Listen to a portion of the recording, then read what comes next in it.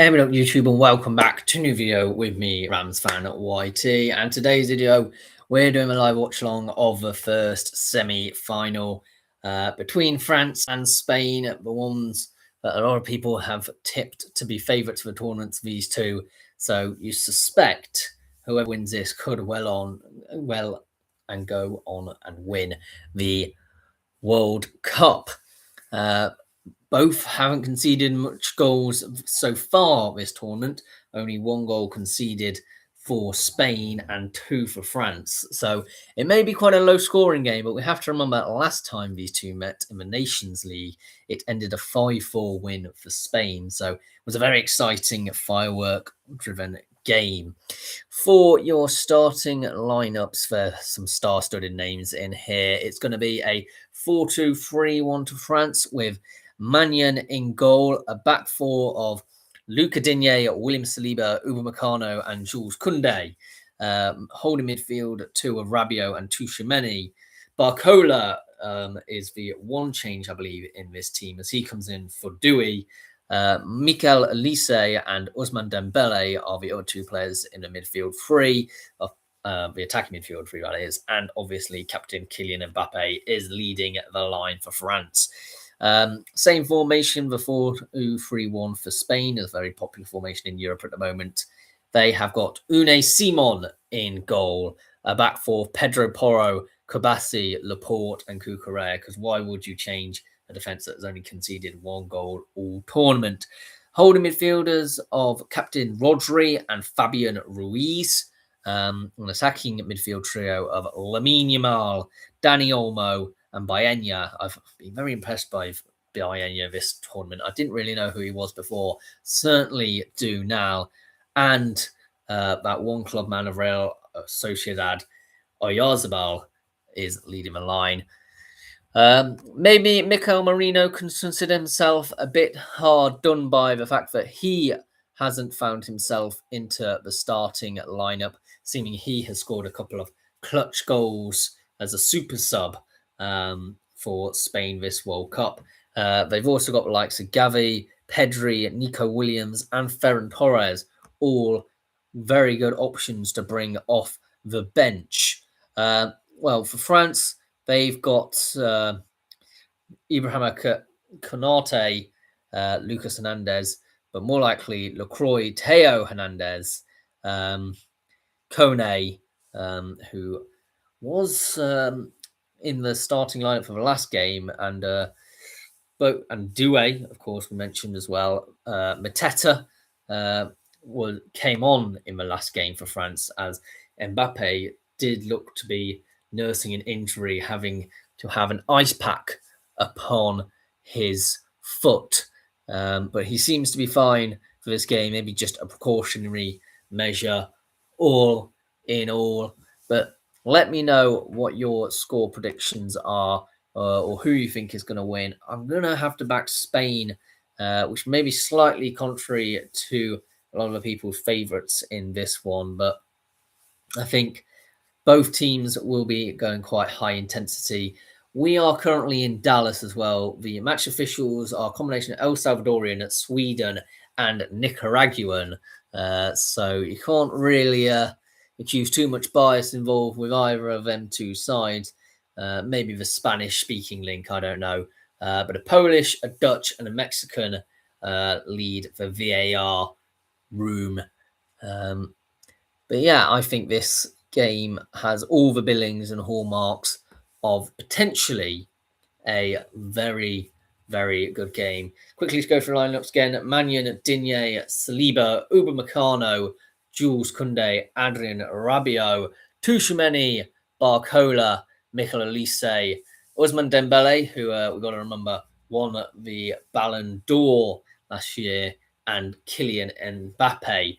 That is a star-studded lineup if ever there was one. They're in a 4-2-3-1, of course. And in terms of for Spain, you've got Unai Simon in goal, Cucurella, Aymeric Laporte, Koulibaly, and Pedro Porro in the back four. You've got Rodri and Fabian Ruiz in holding midfielders. Rodri also recently won a Ballon d'Or. Dani Olmo, Alex Baena, and Lamine Yamal in the attacking midfield three, and Oyarzabal, who has scored a fair few goals so far this tournament, is looking to go into it. There are always debates about whether it's a 4-1-2-3 or whether a 4-2-3-1 for Spain. That will be the debates, as Fabian Ruiz can obviously play a bit higher up. Didier Deschamps is looking to win his second World Cup, whereas Luis de la Fuente is looking to take the good momentum that he had from the last Euros campaign and get Spain's first World Cup triumph since 2010. The first World Cup, incidentally, that I actually remember watching. It was the Netherlands involved with that one against Spain in the final. A very dirty game in all, but it was the likes of Fernando Torres and David Silva who took home, along with Iniesta and Xavi, a very star-studded squad, of course, for Spain. But the Netherlands also had, led by, was it Louis van Gaal at that point? Can't quite remember, but you had Van der Vaart, Robin van Persie, some great players. But we can reminisce about the past all we want. We're currently about to get away in the present, as Spain will be the ones kicking us off in this game. Two of the world's biggest names, two of the favourites for this tournament. And we're in Dallas, and Spain will get us underway. Will they do what some teams have done in this World Cup of kick it forwards all the way out for a throw-in? They've opted not to in this one, maybe because how good this France team actually is, and they don't want to risk it. But Cucurella already with control, using him as a potential outlet could well be a good option. So Cucurella's got a return. He goes in field, and there's certainly opportunities, but this France team is going to be hard to break down. We've seen all World Cup, Spain have loved to keep possession, and that ball forward by Cucurella is a bit overhit, and it has just gone into the arms of Maignan. A chance for France to seize the initiative. They opted to keep it on the ground from that goal kick. It's certainly not too surprising. It's actually run out for a throw-in for Spain. It's an interesting game, panning out to be at the moment. A lot of the balls are a bit tetchy. We sort of get to this stage. Neither side particularly wants to lose possession too much. Spain is definitely one with the ascendancy, but saying that, Elise is just getting control, giving it to Dembele. Cucurella closes it down, and it will be followed up defensively. And Rodri has it now. Some lovely working of play at the moment. And Spain, when needed, have players coming back in defence, notably Baena, who we've seen good at one end of the pitch, but can he do his work defensively, which might be the first time he's tested this World Cup. Spain have had a relatively easy route. The only goal they conceded was up against Belgium in the previous round, and it looked like quite a close game, actually, but alas, their super sub at Marino was enough to keep them in it. And Spain have just squeezed possession back with Dani Olmo, who's actually dropped very, very deep, almost as a sort of number 8 in that position. It's hard to sort of break forward when there's such a resilient line of blue players surrounding them. Constantly having, 2-3 in attack. They are progressing with Lamine Yamal, who will try and take on Barcola.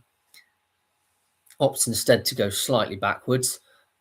Is that going to be a free kick? No, says the ref. And France can burst down at the far hand side with Mbappe. The two best players on the pitch, people would probably say, is Lamine Yamal and Kylian Mbappe. Although I think Lamine Yamal has been a bit ineffectual this World Cup. I think a lot of people will be looking at Aymeric Laporte in this game. He could have chosen either country as his allegiance. He's actually in Spain's team. And talking about Spain, they are progressing it up with Lamine Yamal on the right-hand side. A crossfield pass to Baena. But opts to go slightly defensively and just content to keep it in the midfield at the moment. But using their width options quite nicely. Lamine Yamal going back to his midfield partnership. You can just see by this Spain team how comfortable they are with the ball in their feet. And they've managed to, every single France attack at the moment has just been completely nullified. Admittedly, I don't think Spain have managed to get past that final third. Dani Olmo with it now in the centre circle. A lot of this game is just going to be making sure that, they don't lose possession cheaply in dangerous areas, and just keeping that ball in the middle of the park for both teams will be the ultimate aim. I think France will probably be content to hit on the counter-attack, and they've done it a couple of times already at this World Cup. And Cucurella has it. Could release Baena, but opts to go back instead. And that's not positivity, giving it to Laporte there. And finally, Baena gets it, but it's blocked off. And Dembele's got a chance to release. He's given it to Mbappe. And France will progress up the left-hand side of the pitch here. A tackle comes in, but the challenge is Road in the end, but it's gone too far. And Barcola will probably consider that as a bit of an unfortunate one. It did take a touch, I think, by Pedro Porro, potentially. But Barcola's second one was blocked by Kabassi. So it will be a corner. I didn't quite see what Barcola was attempting there, in all honesty. The corner kick comes in for France. We know both teams are dangerous at set pieces, although prefer open play in comparison to some of the teams we've seen this World Cup. It's always a bit of a risk when something goes in the air, but William Saliba, for example, who plays for France, has had a habit of scoring from corners for his club Arsenal this season. A long kick down forward. I think that's going to be the first long ball of the game, actually, and it's by Spain. And as a result, it goes all the way back to Maignan in the French goal. So kind of you can see the reason why they're a bit loath to pump it downfield. Maignan does actually also go far downfield. When things become expanded and stretched like that, you suddenly start getting turnovers of play, which can be a bit more panicked. Yes, Maignan at the moment in goal with the ball, all in green, and gives it out to Dembele. Wonderfully released ball there. Dembele has it, but it's cut out in the end by Spain. Rydem challenges Fabian Ruiz, and there's a lot of players around on this near side at the moment by Spain. It's gone forward, and is that going to be a free kick? No, says ref, too lightly for the likings of the referee. Did was a challenge that Lamine Yamal went down under. The counter-attack is not effective by Elise. Oh, no, sorry, Koundé. I think it was either Elise or Koundé. It was one of the two. A chance for Olmo. He's lining up on the edge of the area, but there's plenty of French players back. Is that going to be a penalty? Rabiot, he hasn't actually done much of this game. Has he put in a foul there? I think that might be a dive, He has stepped. It's just outside the penalty area if it is. It's not a penalty.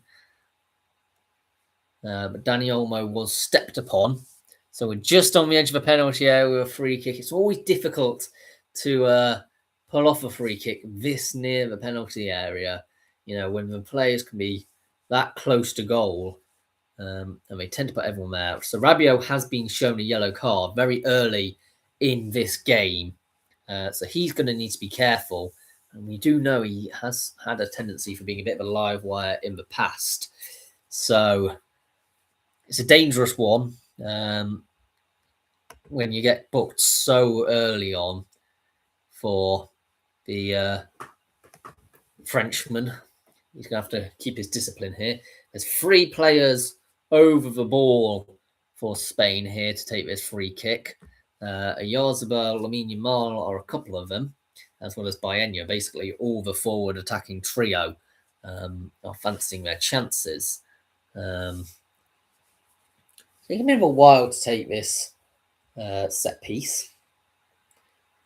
But he's run out of spray, I think, is the problem. So more shaving foam for a referee, please. That will explain the delay. Someone else used had a shave before the match and stole it, is what I'm saying. Right. This could be an interesting opportunity. It needs to be an up and down one. It's straight into the wall. Wasn't too surprising in that regard. The second comes in, a cross. It's flicked on by Koundé, and second cross comes in and he's blocked that behind Koundé. He's done quite well there, actually.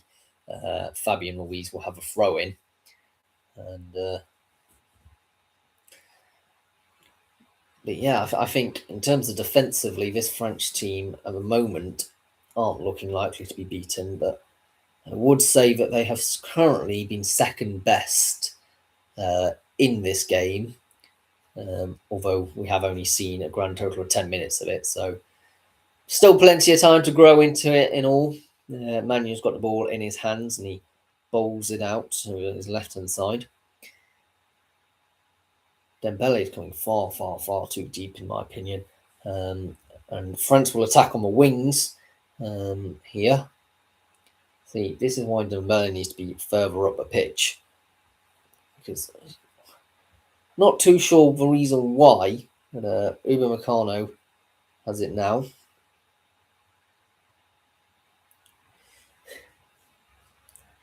And it's with Saliba.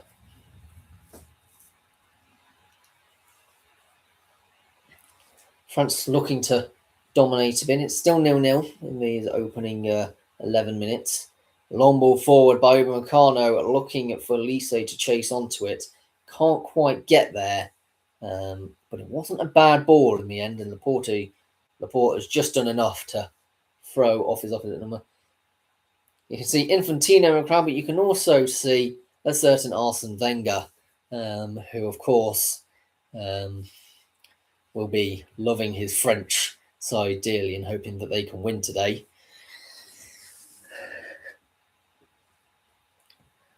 And a little bit of panic in the Spanish backline, but they deal with it initially. Olmo can't control the ball, and it's gone flying up in the air to Manu. That was a difficult ball for him to control, actually, because it was out of the penalty area. Olmo currently trying to come in with a challenge. Doesn't quite get there, but he hasn't committed a foul, which I think is equally important. Koundé. It's one of them ones that I don't know what. Well, that's a great search and crossfield pass, actually. I was about to criticise him, but to find out Rabiot from there was not a bad move at all. Progresses it forward to Barcola, goes in field. The cross comes in, but Dembele will never be able to get there. I think it was Mbappe with the ball out wide. It was all, not great, to be honest. So, goal kick, which isn't actually taken by the goalkeeper, which is bizarre. Seems to be something they've done a lot in modern football. Can't say I'm a fan. Elise can't get past this white-shirted Spanish defence. Normally playing in red, of course, Spain, but today they're playing their away strip of white. Both also, oh no, one's got red shorts and one's got red socks. France in their typical, it's royal blue. So going forward is Cucurella, who's found himself in some wonderful space there. Lays it off to Baena. We've got a 1v1 versus Dembele. He opts not to do it and goes back to Fabian Ruiz. The challenge comes in there very late on Rodri. That's not a great challenge by Elise. If that was in a different area, it may well have resulted in a card. It's just absolutely studied in that. I think that should be a yellow regardless, to be honest, depending. I don't care where that is on the pitch. That's a bad challenge. It's a very bad challenge. Stood him in the back.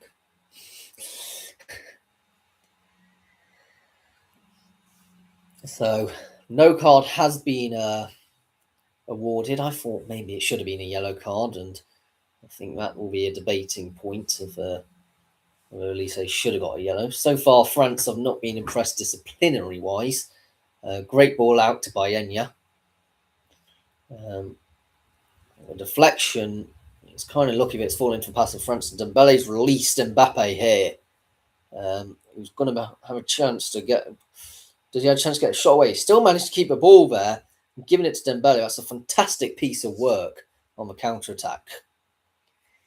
The cross comes in. It's deflected behind for a corner. Elise with a chance to get the ball in. But I must say, France on that counter attack there looked absolutely devastating. But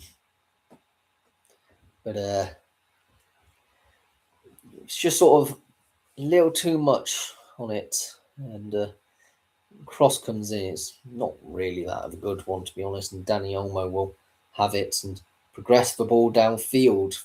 We can't keep that England, man.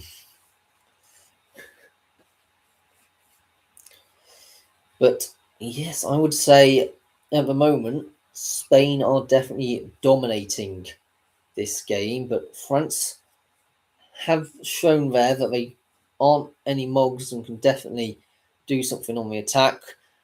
Koundé finds himself in plenty of space, gives it to Dembele. I must say, Tchouaméni hasn't really impressed me much for this game at the moment, but he hasn't got enough on the ball, in my opinion. Ousmane Dembele. Can he get past Baena? I think it is, who's marking him. He's eventually got the cross in. It's a wonderfully lifted ball, perfectly weighted. And the ball comes in, it's headed away.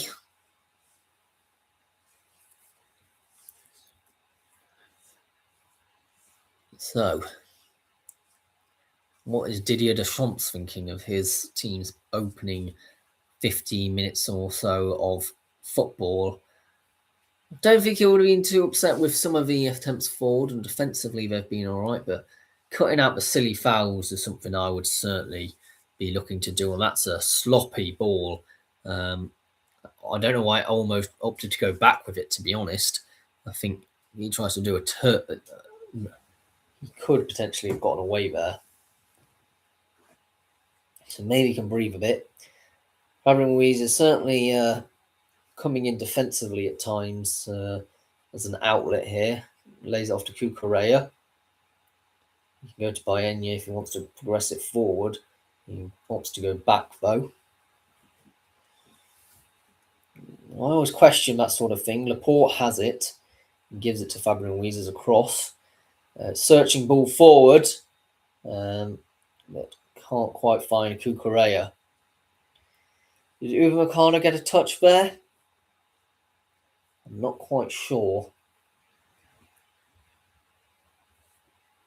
But yeah, he he didn't, so it's going to be a goal kick. Upamecano's done well to put off his opposition there.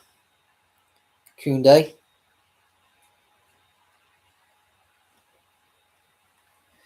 Who's certainly been doing the typical wing-back work at the moment. Upamecano. Crossfield to Saliba. They've definitely preferred to use the right-hand side of France, but doesn't mean they can't use the left as they currently are. Barcola's actually won his team a throw-in. I must say, considering Luca Digne of where he was, a mid-table team with Everton, and then got the move to Villa and has absolutely thrived at Villa Park, and certainly thrived for his country as well. The traditional wing back in all the senses of the word. Spain attacking now. Great ball to Cucurella. He's got plenty of space. The cross comes in. It's a bit of a deep one. Is that going to be a foul? The referee has pointed to the penalty spot. That's the commentator's curse, that is. I was just bigging up Luca Digne, and he's just given away a penalty.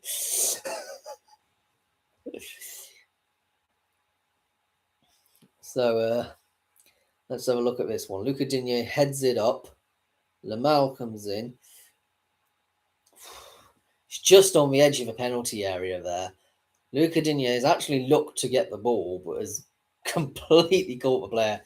I think that is a penalty, to be honest. He's got no contact with the ball and has got Lamine Yamal on his leg.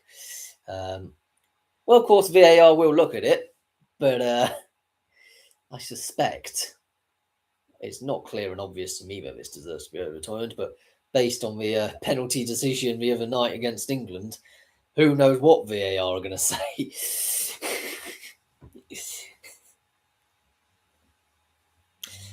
Might be worth mentioning that my dad is currently alongside me just off camera.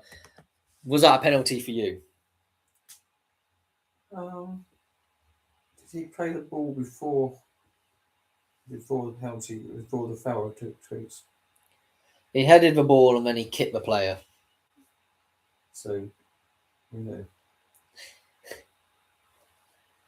I suspect this is given. I really suspect so.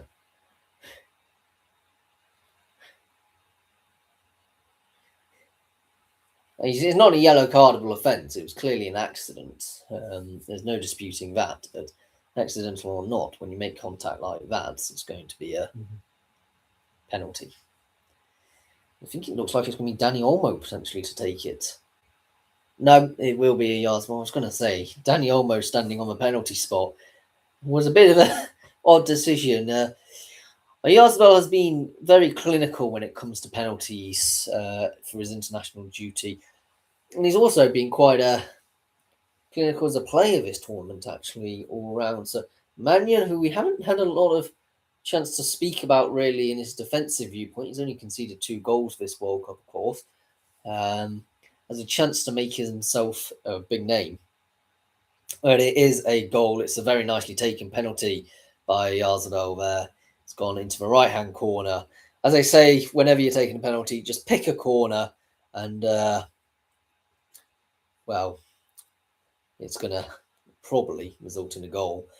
But it's one of them ones that it's the first time that France have actually been behind this World Cup. I'm reading the stats there. So they have a chance to see what their metal is truly made of and get back into a game. Dad, what do you make of that penalty? It's a good penalty, that one. Strong penalty, straight into the right-hand corner. Yeah, there was not a chance that Maignan was going to reach there, to be honest. It's picked the corner beautifully, tucked away. No chance for Maignan, and 1-0 to Spain. And we're certainly going to be looking at that, and we're probably going to be saying, is that going to be the only goal so far of this game? Spain are looking like they're going to be booking themselves in the final, which I think is in New York. But France will, of course, obviously not sit down. I wonder if they're going to go to Disney World, Florida, and see how good it is compared to Disneyland Paris. But currently in Texas, so we'll stop waffling about the different states of America and focus on what the game in front of us is in Dallas, which sees Spain with a slender advantage. We are actually going to have our drinks break, so we can do a bit more waffle. Looking so far, I feel bad for Digne, but his weight fate ratings have taken a heck of a whack due to the penalty given away. But I must say, none of this France team has particularly screamed out much quality. I mean, the right side has definitely been where the more threat has come from, and Bayern has actually struggled as a result to get much on the ball. But in terms of centrally and the dominating in the midfield, Fabian Ruiz, I think has been a very strong one. Cucurella, I think at the moment as well. Them sort of players on that dominating that midfield, and that's sort of a lot of where the action's happening at the moment. I don't know why Jules Koundé has been put down as a 6.3. I think that's a little bit harsh. I think he's had some good runs forward at times. For the same reason, I don't see why Tchouaméni has gone on a 6.5 when he's hardly had the ball, to be honest. How many touches has he had? He's had so far a grand total of 12 touches. I'm not entirely, and lost possession once, by the way. I don't know why he's been given a 6.5. There's nothing he's done at the moment in this game. That's when SofaScore's a little bit confusing, because SofaScore prefers people to do absolutely nothing in the game, as opposed to people who do something that is wrong in the game. So, for example, if a shot came off and was saved, or a cross didn't find the target, they'd mark them down for it. But if it's a short pass or whatever which finds their target, they mark you up for it. So it's not always the best SofaScore, because they're very statistically driven. Don't tend to base it upon the what's actually going on the pitch. What is currently going on the pitch is that several water streams are making the grass more wet.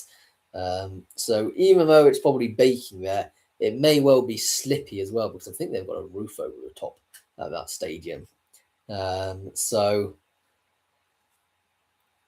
you never know if it does end up with a slightly slippy surface. It is a throw-in for Spain in their defensive half. It's not going to come to much, I don't imagine. Cucurella will be the one to take it.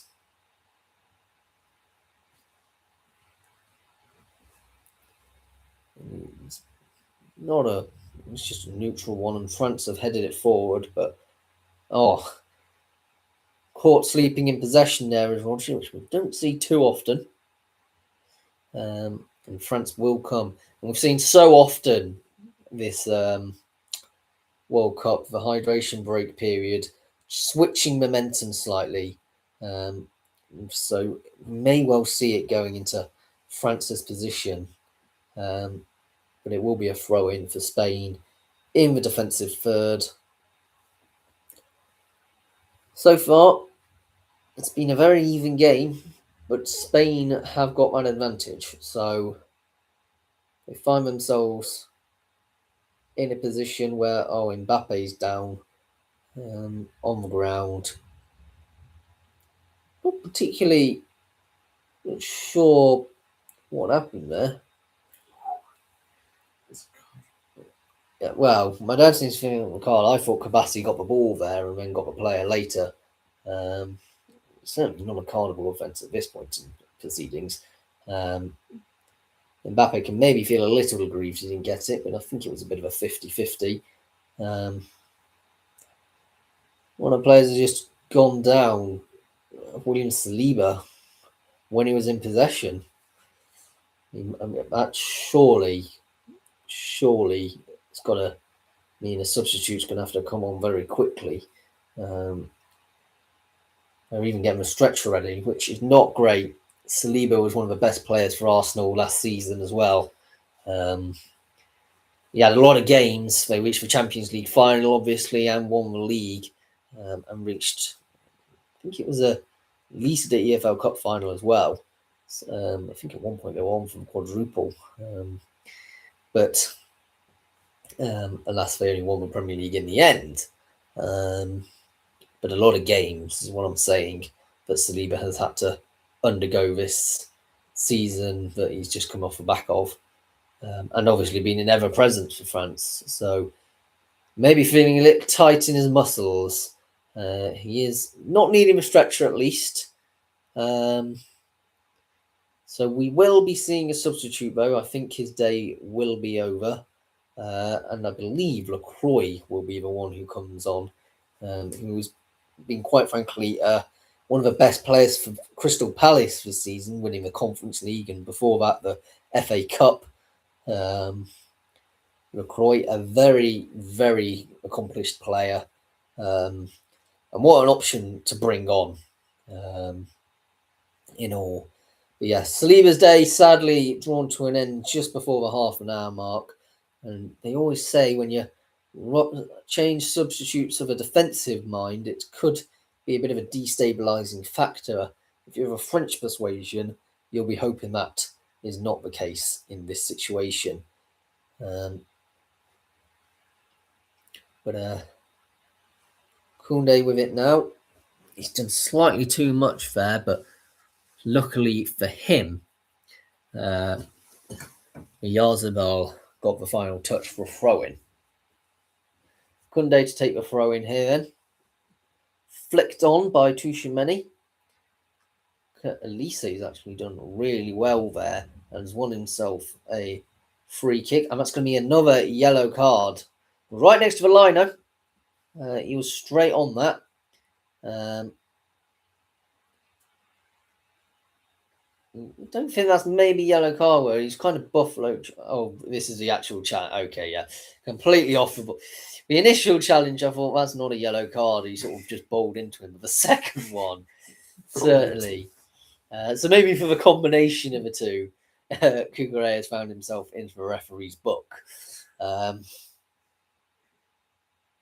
Ivan Barton being a referee today, who's already brandished, that's his third card he's brandished, into the arms of Unai Simon, though. It's not a very good free kick from Dembele there. I was a bit optimistic to try and go so far, to be honest. I would have preferred some shorter, intricate passing, and Spain have a chance to break. Lamine Yamal is sort of surrounded by players. It's not Lamine Yamal, it's Kabassi. Why was he doing a run forward as a centre-back? That was bizarre. So half an hour in, 1-0 to Spain. France having to make the substitute as well to bring Lacroix on due to an injury to Saliba. It's looking quite a difficult challenge to amount now. They haven't had to come back from a game from behind this World Cup. Dani Olmo laying it out wide to Baena. Crosses it infield to is that Rodri? I think it is. On the ball at the moment, he just waits the passes perfectly, and he dictates his entire midfield. He's done it for years at Manchester City, and done it years for Spain as well. He's a very composed midfielder. But Spain at the moment just looking so effortlessly controlling possession. Baena running in now. Lays it to Cucurella. The cross is not good. And Upamecano manages to hold off Dani Olmo. Good centre-back work by the moment by Upamecano. He's had a fair share of his work cut out, I must say. It's been a bit of probably France's best player at the moment. Dani Olmo with it again. gone with a long shot, which has just ended up into row Z. Not great from a player from Barcelona, Dani Olmo there. He's normally a bit more controlled. So France has a chance to come down on the right-hand side of the pitch. And Dembele with it in midfield. Can't find the through ball, though. And Spain have a chance to come again. Fabian Ruiz, I believe that is. Goes all the way back to Unai Simon in goal. Long forward ball, surely he's offside there. I'd be amazed if he's not. If he isn't, that's going to be a foul. But I believe Bayenya was, yes. He was probably a solid yard offside, Bayenya there. Yeah, not a doubt in my mind about that. But he's in a great control, and I will say it, if he's not offside, that is another penalty. That Mannion struggled to get a control on. I think that's kind of testament how high the French line was, though, that it was sort of very easy for Spain to lift the ball over. It's a warning sign again fired for France. An aerial duel won by Spain. I didn't see because it was off the screen, but Bayenya was adamant that he was tugged to the ground. Koundé. In field it goes. A lot of wing play has been loved recently by teams in Europe. They love these wing backs sort of model of football, and it's very different from trying to win the midfield battle that we've seen in the past. And it looked almost as an ailment to that. We can thank Pep Guardiola as very much the creator of that idea to provide the overload on a wing back. That's a beautiful ball forward. If Barcola can get something happen here. Barcola or Mbappe? It's one of the two. Anyway, the ball goes over. It's Barcola in the end. Thought it was. It was right the first time. But ultimately, decision making there. A shot in that position. You've got other options. And he's just got the shot all wrong as well. And Spain have a chance to come away with it here. Cucurella pressing forward, gives it to Bayenya. That's a wonderful bit of chemistry them two players have at the moment. I think Cucurella recently signed for Real Madrid, or was rumoured to anyway, from Chelsea. Fabian Ruiz to Olmo. France are all over the spot. That's another long-range shot. This one by Pedro Porro, the Spurs man. But didn't have a trouble with Mannion, to be honest.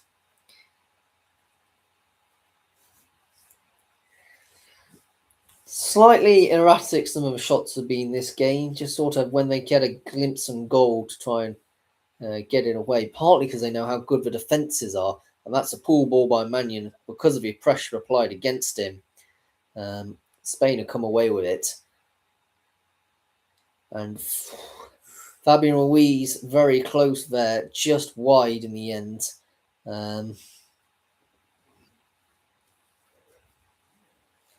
It was a beckoning opportunity. Some lovely teamwork for there overall, but Fabian Ruiz it was with a final touch. Apparently not. Apparently even Meccano, having a retake of a corner. Not entirely sure why. Bit of an odd one. It comes in, headed up in the air. That's going to end up in no man's land or in the penalty area without any control. Cross comes in from Fabian Ruiz. Far, far too much on that. And I'd be surprised if Bayern can keep it in. He does actually. Does very well in that position. Lamine Yamal tries to run into the penalty area. The cross comes in. It's gone past everyone. Lamine Yamal thinks it's a corner. It's a very tight gap. He was trying to get it through. And, let's just have a look at this again by Lamine Yamal. I think that's come off Digne. I thought that came off Digne there.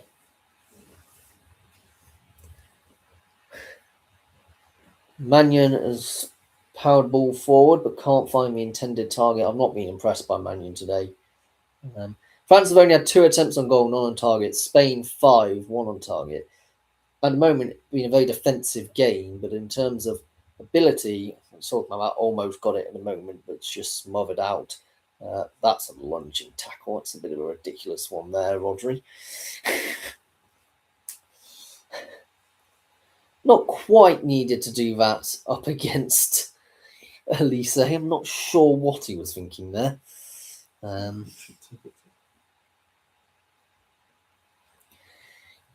But France have been caught sleeping in possession a couple of times, and each time Spain look a bit dangerous. But France, Mbappe's offside. He can't believe it. I think everyone else probably can. He's only, he's not that far off. He's right call, but he's very, very close. And we know France like to play on the line.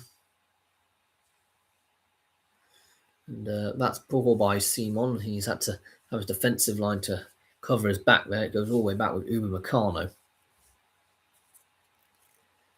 Long ball forward, looking for Mbappe, finding Mbappe. Offside again is the Real Madrid man. That one's going to be a tighter call, I would say, but I think he considers himself a bit unlucky to be considered offside there.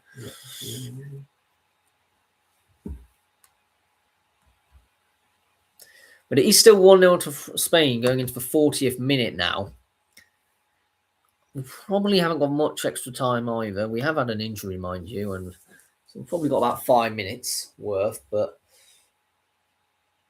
in terms of in these final 10 minutes, I just don't see the scoreline changing that much. And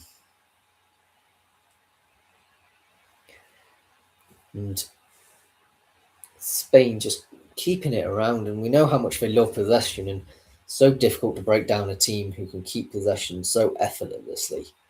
And I must say, France at the moment haven't really challenged that domination in much of a way. Forward ball is going to be cushioned header back by Digne into the arms of Mannion. Digne, of course, giving away that penalty in the opening stages of the game. It's France who's managed to flick it out. That's a great piece of work. And Unai Simon with some amazing sweeper keeper roll there.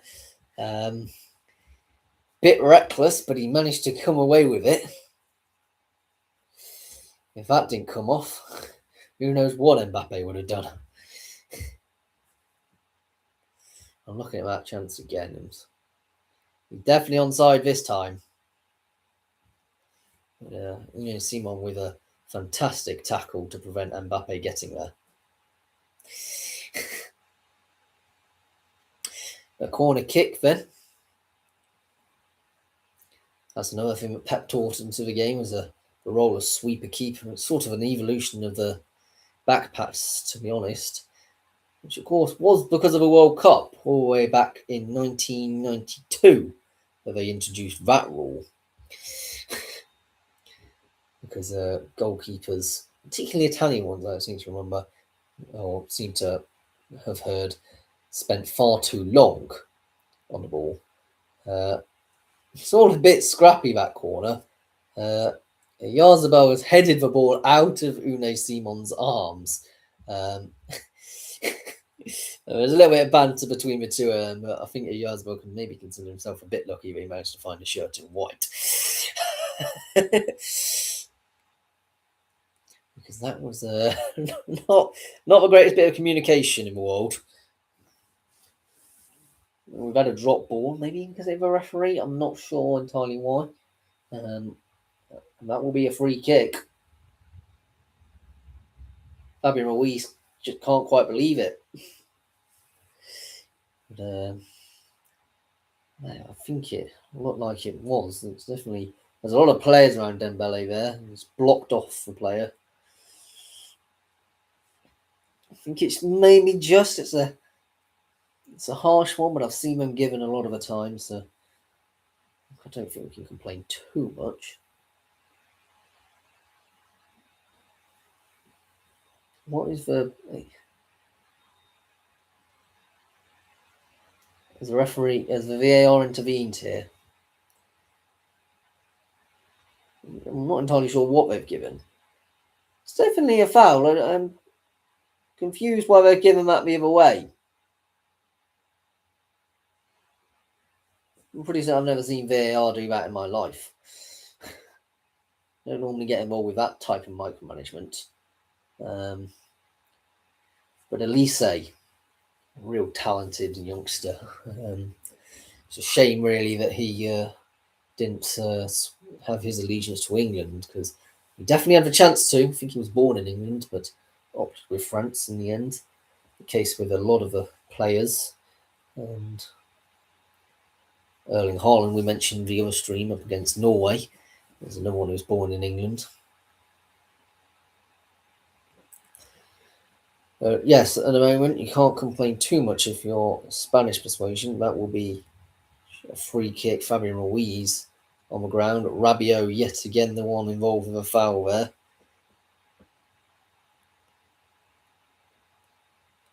All he's done, Rabiot, this game, in my opinion, has been foul people. So we had 6 minutes of added time, then we had about 20 seconds of it, and it's a chance for tactical insights half time and see if any substitutions are made. Of course, there's already been one with Lacroix coming on for Saliba. Hasn't affected their flow too much, I must say, but has been maybe dangerous. Elise, quite a lot of space. Oh, that was a 1-2 which didn't quite come off. And Jules Koundé just shoves the Spanish player over. I think it was Rodri in the end, actually. He was the one who shoved.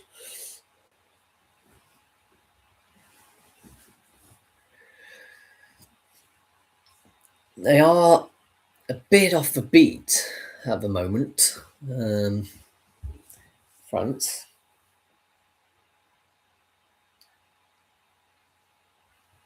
Down to a man, and they've got a throw in, though, in the attacking half.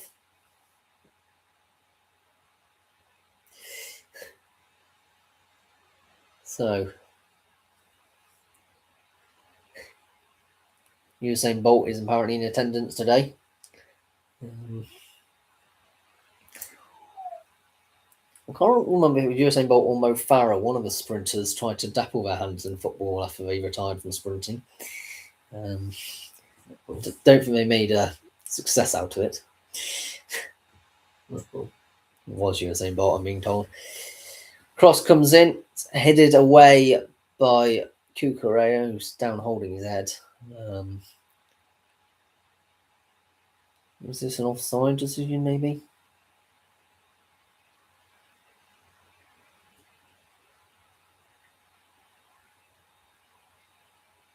I don't think that was what the call we're looking at, though.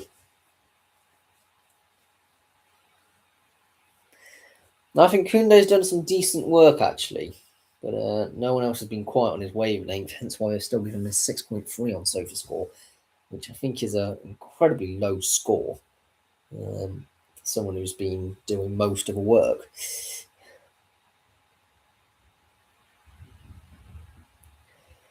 So the free kick is taken long by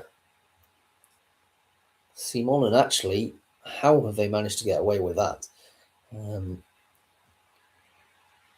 still can't believe France let it go as far as they did before trying to cut it out.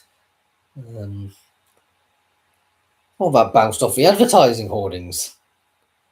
Allegedly not. Not like it came off the advertising hoarding there and back into play.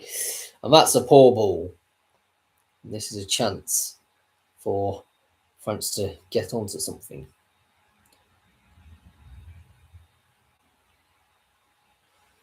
Tchouaméni, I haven't really mentioned him much today, but he was one who particularly picked up the ball. We haven't seen much of Tchouaméni this tournament. Kone has typically been the one in his place starting. And you would maybe suspect Kone to come on, or Doué. I suspect Doué comes on for Barcola, actually. At some point, that's a cynical foul against Koundé, is what they call it in the terrain by Bayenya. A bit of a stretch in the play. So players need to be careful a bit. They're on a yellow card.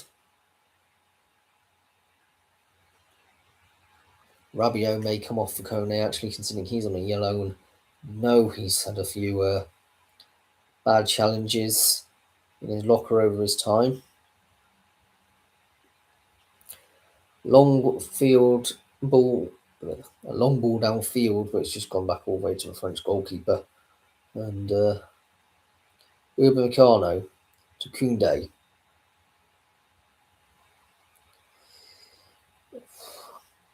At least they tried something. He's actually, I think, won himself a throw in. There's all a bit of argy-bargy because Spain can't believe it, it's not theirs.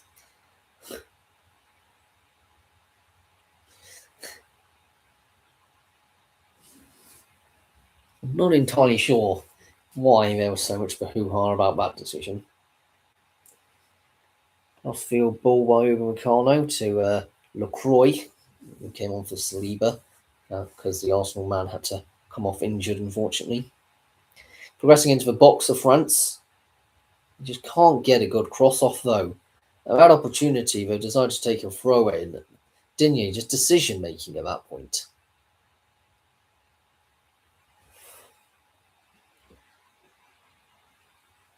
We're not long.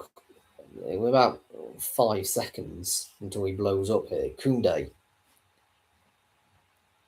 Elise. Midfield to Dembele. Yeah, that's a rubbish shot. That'll be the end of the half.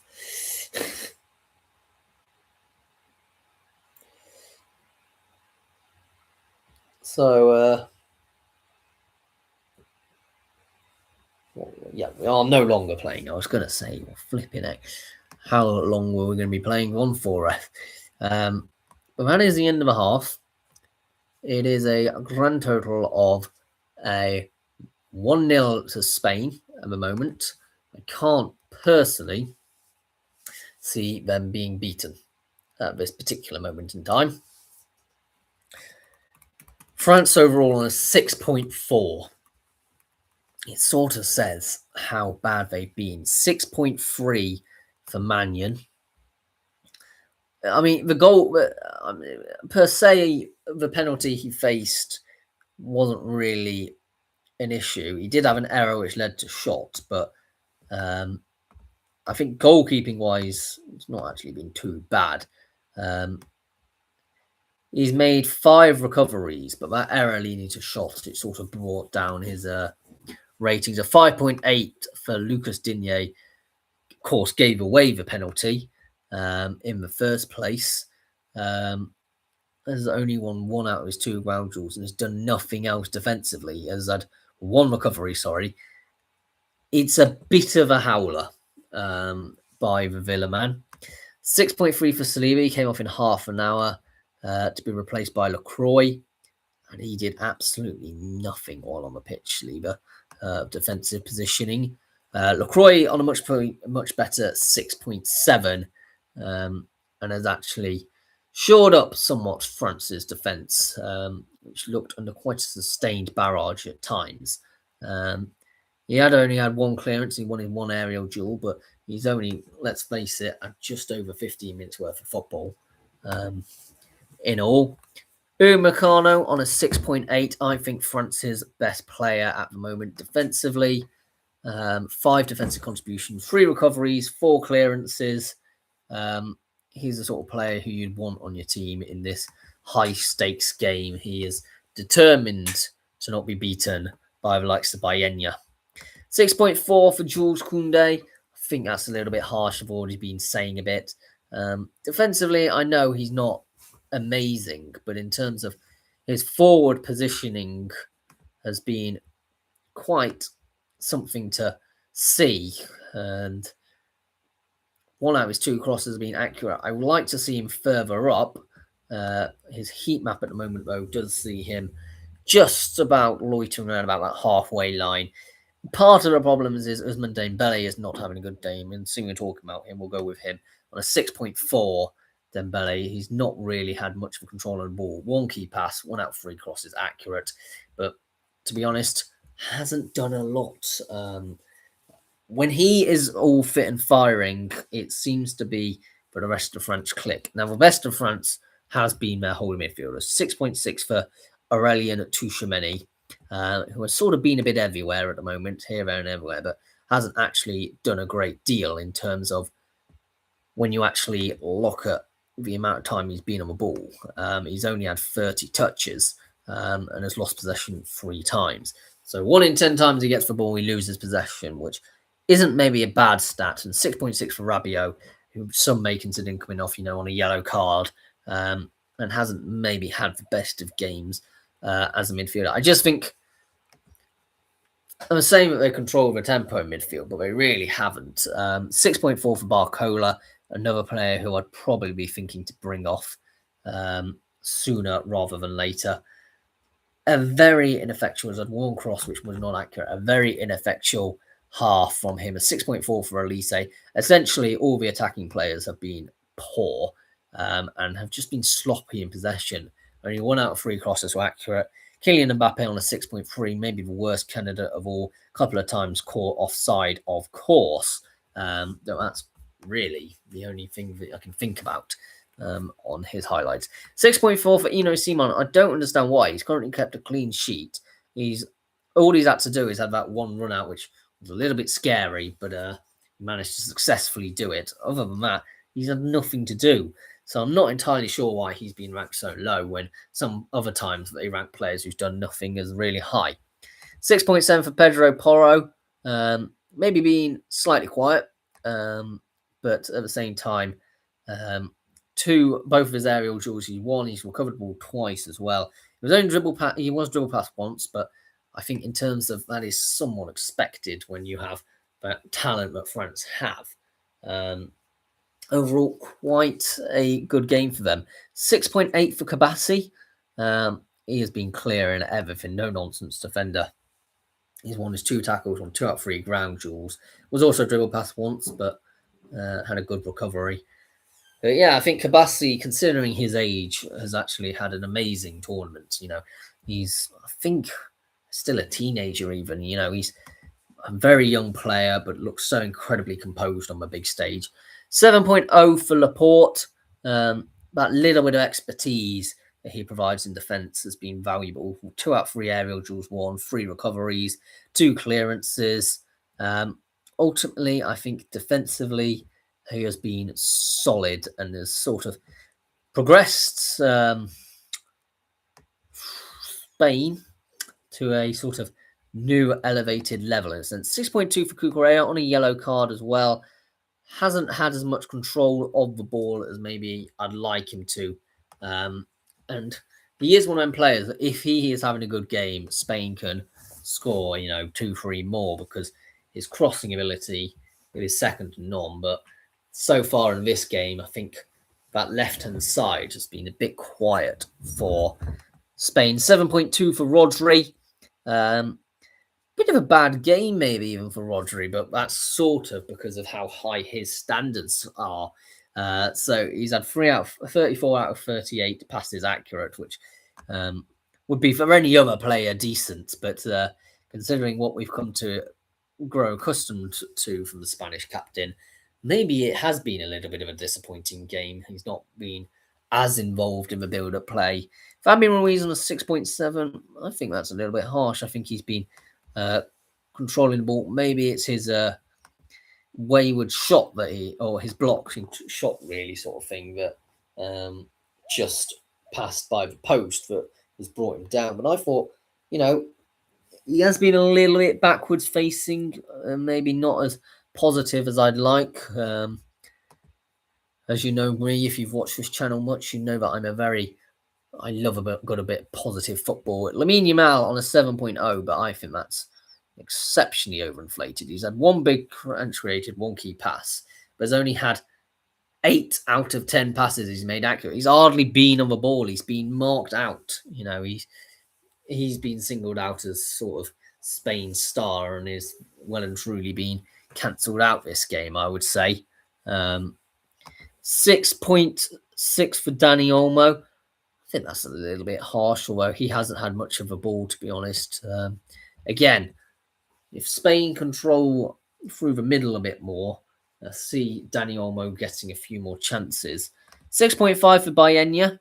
I thought he's yet again had a all right game. I know none of his crosses being accurate, only 2. But I think in the final third, Spain do need to improve. I think that is fair. Their only goal coming from a penalty. They haven't really had that incisive pass and that sort of capitalising on France's mistakes. And obviously with William Saliba coming off injured, they are vulnerable. Yarzabal on a 7.0 are mainly inspired, I think, due to that penalty goal. But that's all he's really had today to speak about. Obviously had that bit of a mix-up at the back with the goalkeeper. So maybe considering him a bit lucky he didn't have an error leading to goal. Yes, I'm going to move over to my dad over there and ask him, what do you think so far of this game? Spanish have had most of the possession. I think French are looking good on the counter-attack, but have been closed down by strong defence. Spanish defence has been strong all World Cup. I think some of the French players aren't turning up. They need to sharpen up the game. Although Spain are obviously dominating possession, I don't think they've had enough attacks on goal for the possession they've had. If France come out fighting, will they be able to hold on to that? Or are they trying to hold on to it to the end? I don't know. Not quite sure.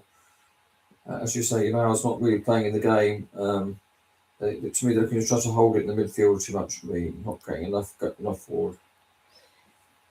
Yeah, and I think that's what we've been seeing all campaign long for Spain. They look to dominate midfield. They don't look to score, 3-4 goals. They look to score, 1 or 2 and rely on their defence to see them throughout the game. And I think in that sense, they're the opposite of an Argentina. Now, obviously, Argentina have a chance.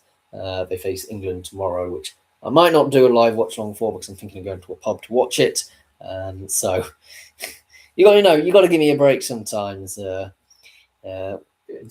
into the atmosphere of that sort of thing. But in terms of Argentina, if they do get through, we know that they focus strongly on attack with the likes of Lionel Messi, particularly leading that line. But it's certainly, they've tried to outscore the opposition as being their tactic. It's the polar opposite of what Spain's tactic has been, of keep tight at the back and look to, keep possession. And when they have that possession, if the opportunity eventually amounts itself, then score a goal. And, we saw a 3-0 against Austria because they did that such devastating effect. But up against a team like France, it's always going to be difficult to, wage them attacks in the same way, because you're not going to have clear-cut opportunities unless, of course, you get a penalty, which is where their one goal has been coming from this match so far, and that's why it's still only 1-0. France need to get more involved on the counter. Like, obviously, they've been a threat on the counter this game, but I just don't think for me that they're quite able to stamp an imprint in that final third, which has put them in a position where they're often having to rely on their defensive units when we know that already previously mentioned that Saliba's off injured, so that's already a weakened position. And their strength is in their attack, and I think I would not be surprised to see at half time, just before we get back on, Barcola coming off, and I think we're going to see Dewey coming on. He is a very, he loves his one-on-ones, he loves his dribbles. He's a lot like the other French players and suits their style quite well. Yes, it's France 0, Spain 1 at half time. Do we suspect to see more goals in this one? Maybe. Depends how intense France are at half time. Well, yes, I think Didier Deschamps will be having some stern words in the dressing room.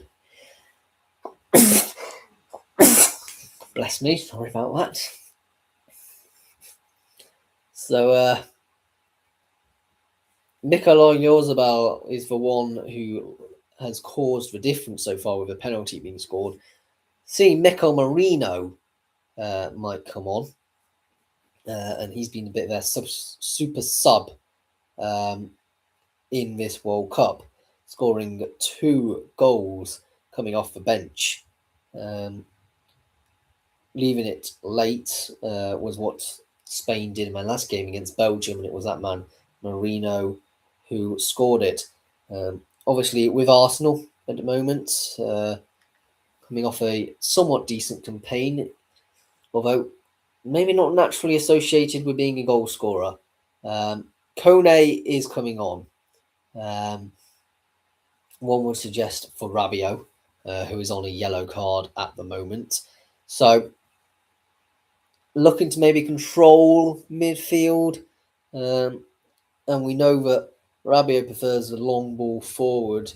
Kone prefers the speedy, close control, shorter pass range. So he definitely comes into consideration with the yellow card. I think overall that would be a move that will change things.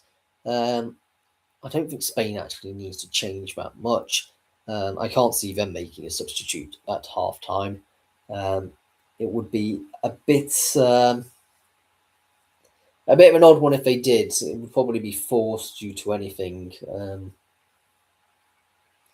But I look at the 2 benches and I think there's a lot of quality there. But with France only now having 4 substitutes, their hand is a little bit dicey, shall we say. Now, to be fair, I preferred it when we had 3 substitutes in a game and not 5. But yes, France will get us underway. And just waiting for all the Spanish players to get outside the centre circle and in their own half. And we can probably begin in about... Well, we didn't have a countdown yet. There we are, we're kicked off. It's France down on the right-hand side. I suspect they shouldn't concede another one. If they concede another one, that's going to be a little bit of a danger. But I suspect that we will be seeing changes. I'm not seeing the substitute board flash up yet. So maybe they haven't quite made that substitute. But you suspect they should be looking to control possession a bit more. So Magnan goes forward. And it's with Luca Digne. Luca Digne not having a great first half. Chance to maybe prove a few of the doubters wrong. Upamecano goes back to... Well, we'll go with lineups. Magnan in goal for France. Digne, Lacroix, Upamecano and Koundé. Kone and Tchouaméni. Barcola, Elise Dembele, and Mbappe for France. So that's a couple of changes already. obviously Kone coming on for Rabiot. The throw-in is taken, it goes all the way back for Spain. Unai Simon in goal. Cucurella, Laporte, Kabassi and Pedro Porro, with Rodri as a holding midfielder. Fabian Ruiz and Dani Olmo in attacking midfield. Banya, Oyarzabal and Lamine Yamal. And up top, well, Oyarzabal is up top. So a forward three, looking to keep on the front foot, and that's going to be a long ball forward, but it's far, far, far too much in it, and France will have a throw in. Rabiot is a bit of a hit and miss players at times. Sometimes he scores absolutely worldies and controls midfield with good long balls. And sometimes he's just a bit wayward, and I think today his head wasn't in the game, and as a result, Spain have got it. And Spain have actually threatening once again, but France having to rely on Lacroix this time to get them out of danger. He came on for Saliba in the first half.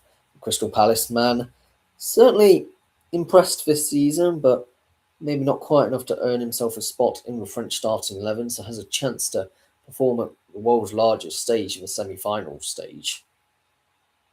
His stock is ever rising, I should imagine.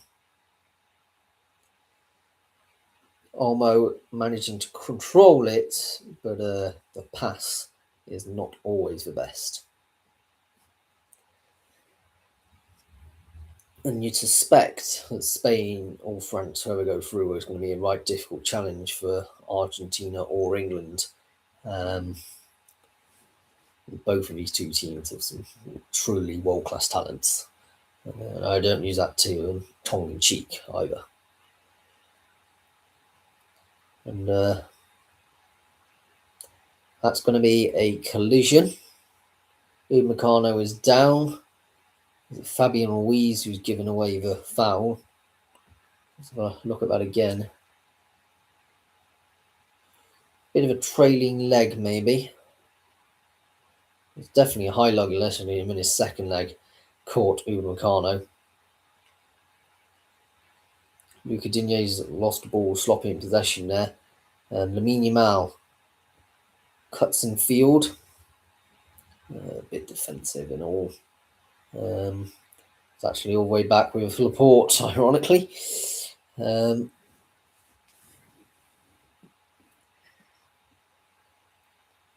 Can't quite get through there. Lamine Yamal is holding his foot in agony. We'll see how much agony that actually is, I suppose. But France will still continue to attack. And Spain have regained possession. Controlled in midfield. Slightly too much there. I'm not entirely sure what Fabian Ruiz was thinking. To Dani Olmo. That's surely a foul, ref. That was completely off the ball. Oyarzabal has just been completely gone into the back of by Lacroix. I can't quite think what he was thinking of getting there. Oyarzabal, well, it's a foul, black and white. It's some which there's a bit of a moral grey area. For example, that Lamine Yamal one earlier. Don't think there was a lot in that, to be honest. I think that was even a dive.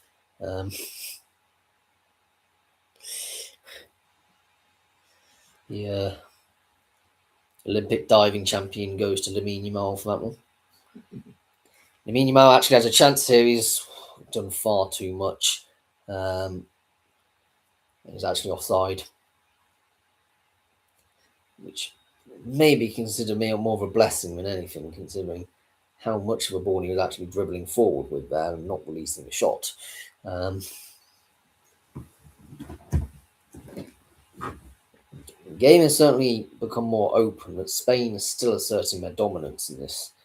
But certainly France's tempo has upped. Unai Simon going downfield, headed by Luca Digne. And it's only gone as far as the Spanish midfield. And Lamine Yamal opting to go back to Rodri, who will cross the field ball. It's going to be completely switch of play out to the left-hand side. So we're going to see up down the left-hand side.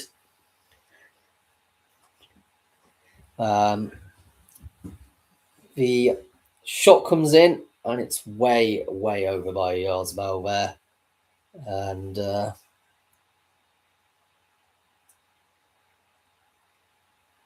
that actually wasn't too bad of an effort. It only just was over the crossbar. Didn't quite settle. But never was a bad effort.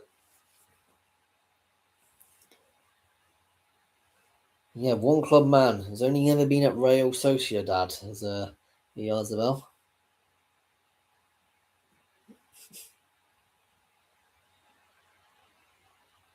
Why do we always need to view the celebrities? Right? I'm not here to watch the celebrities. I'm here to watch the football. I love doing that during World Cup. All these fancy people are, in attendance. So what? Right, long ball forward. And, Lamine Yamal is running away, and he's got the best of the pace of Luca Digne. He might have been fouled there. He was certainly touched upon. Oh, Mannion having to slide to keep that into play. That was a bad back pass. Can't quite see the reason at the moment why France have actually improved much this half, to be honest. Kone's hardly been on the ball. Lacroix. Digne. Goes all the way back to Mannion in goal. Well, there's always going to be a possibility that this game just peters out to be 1-0, to be honest. Elise. Chance to progress up down the left-hand side. Elise with a cheeky back heel. It goes all the way through to Mbappe. And the switch of play is on. I must say, Ousmane Dembele has not been impressive for this game. And that ball there, it just sums it up. Far too heavy.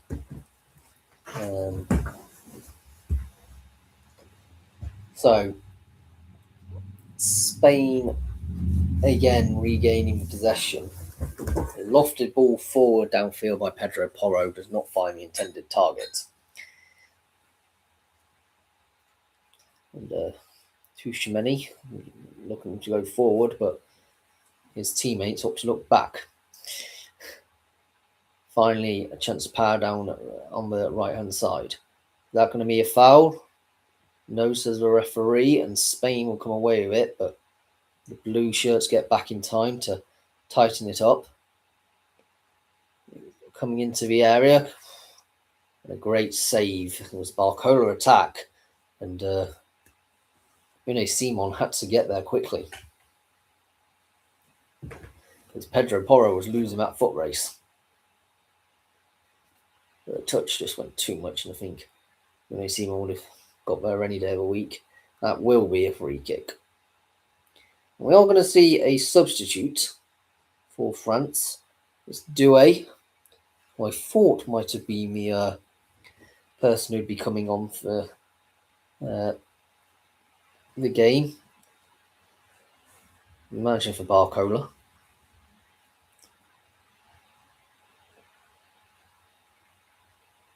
It's all the way back with Unai Simon in his bright yellow goalkeeper kit.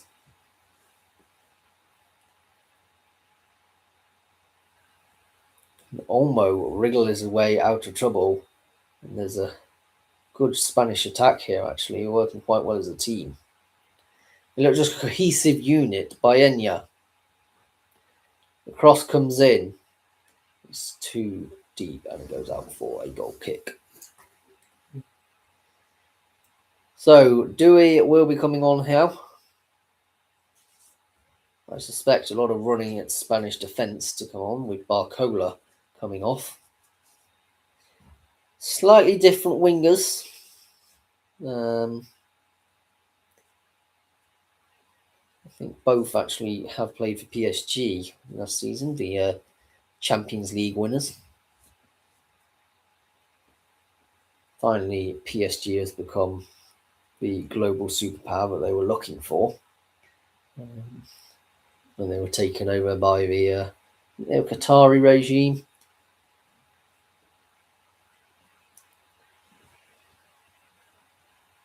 And Spain coming forward,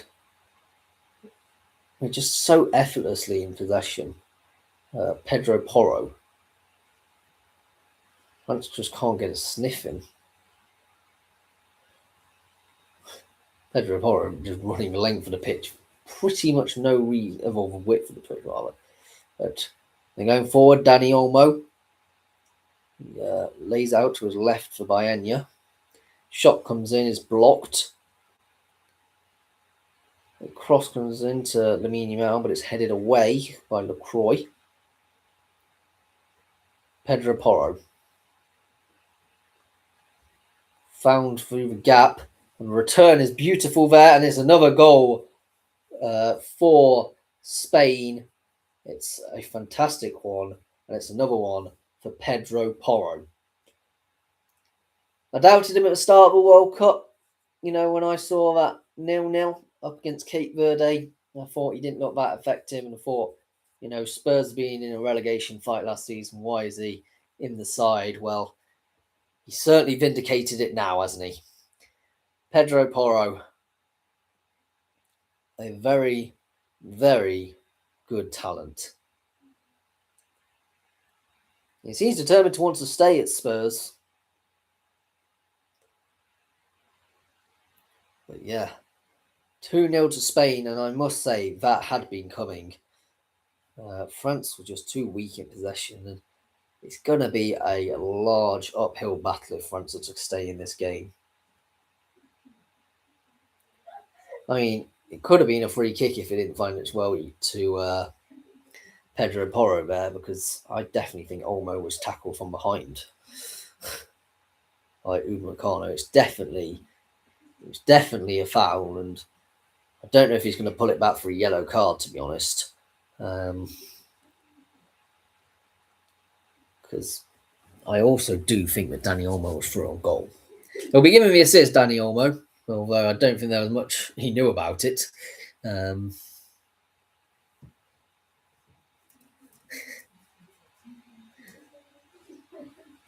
you can only just imagine what is going through the French team's heads at the moment.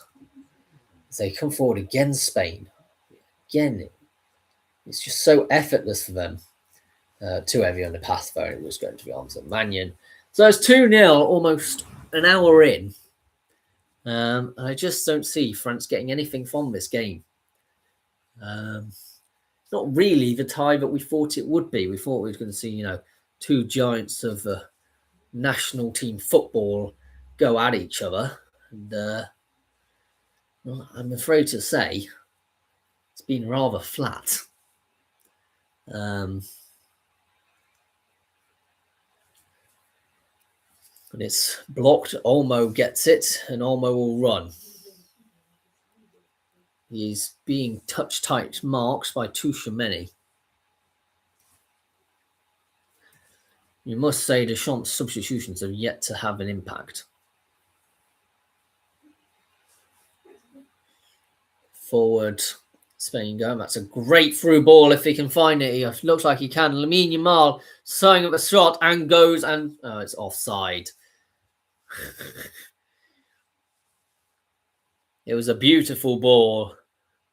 Lamine Yamal couldn't quite time his run.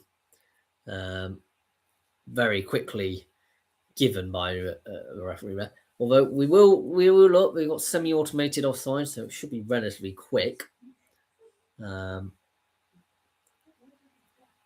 It looked like he potentially was offside, I think. Spain suddenly springing very much alive.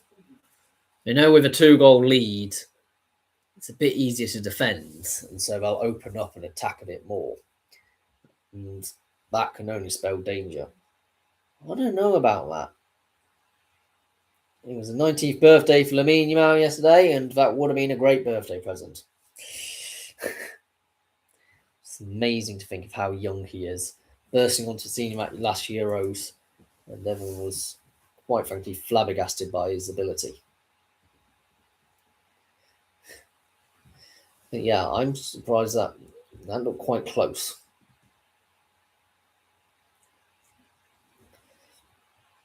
Throw in by Spain. What for Spain then? Technical error on the behalf of the live feed. Long ball forward by Ino Simon. It certainly has been getting more expansive, and Cucurella has it. It's quite far in field for Cucurella there, and he definitely an option for a return. It's opted not to. He goes to Bayenu instead, to Olmo. We can't take away from this, particularly this right-hand side for Spain, but just look to a man much, much more up for this game.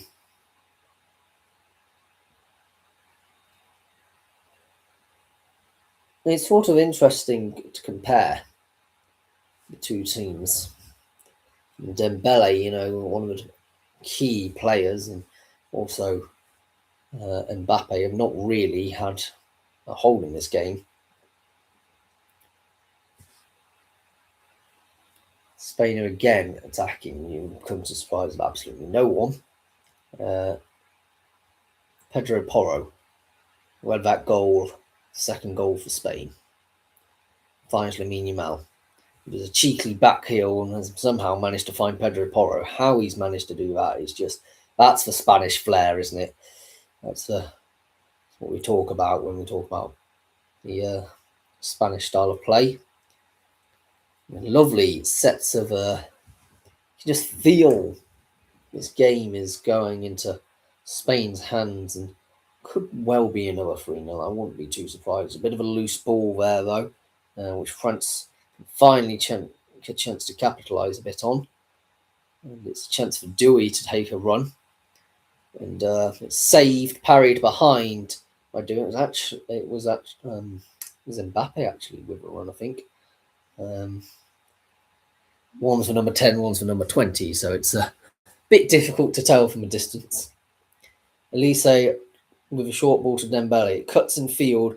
Shot comes off his block behind. It was Digne with a shot coming across for it. Spain just switched off there, and you need to consider, 2-0 is considered the most dangerous scoreline in football for a reason. Elise takes this follow-up corner. Didn't quite catch it right, did Tchouaméni.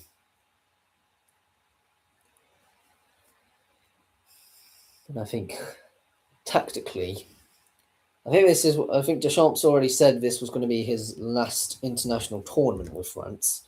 He was ending it a bit on a damp squib.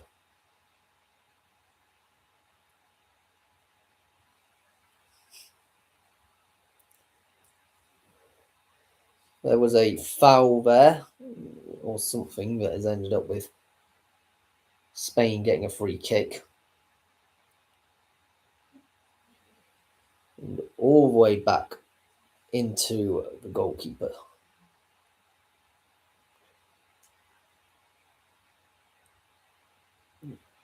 And that's poor defensively there.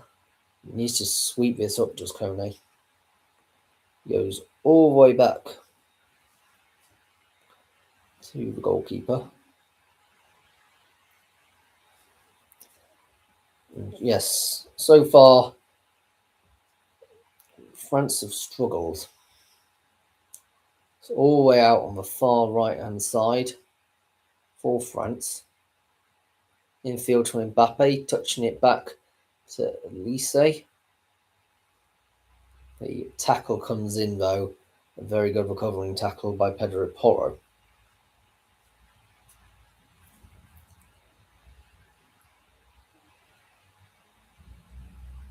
It's hard to really say that France deserve anything from this game, but they have finally decided to come alive a bit now.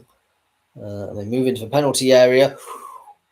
Just wide is a shot by Mbappe.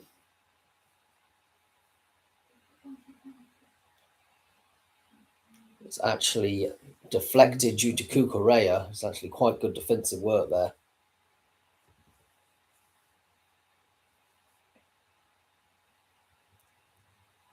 Elise looking to release the ball. Trying to wiggle way through. It actually comes back to Mbappe. Elise. Luca Digne with a cross. It's saved by Inasimu. Long ball forward. I'd be surprised if, it's headed away by Mannion. Well out of his area. I wonder how much training of a header goalkeepers actually do. Offside, Mbappe is found yet again. That third or fourth time this game, both Lamine Yamal and Mbappe somehow feel like they can't learn. I will just say that is the most harshest calls for that third goal by for Lamine Yamal on topics of offsides. They look very harsh. Olmo, crossfield pass. Fabian Ruiz, who goes forward to Baena. Great shape all round by Spain, and today they hardly moved from it.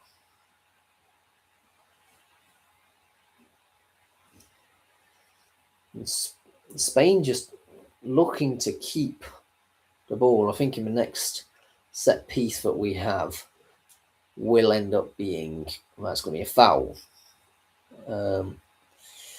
Up against Baena. We will have a drinks break, I imagine, now.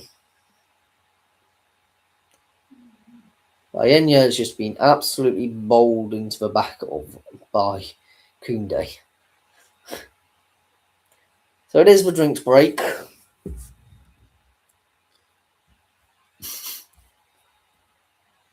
I mean,